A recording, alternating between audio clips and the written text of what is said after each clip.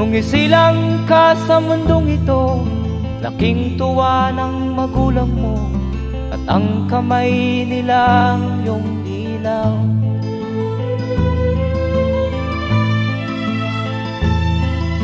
At ang nanay at tatay mo'y di malaman ang gagawin, minamasdan pati pagtulog mo.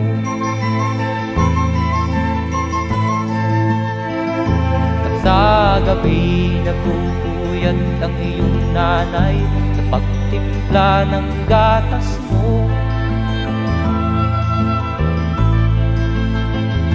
At sa umaga na may kalungkan ng iyong amang tuwang-tuwa sa'yo.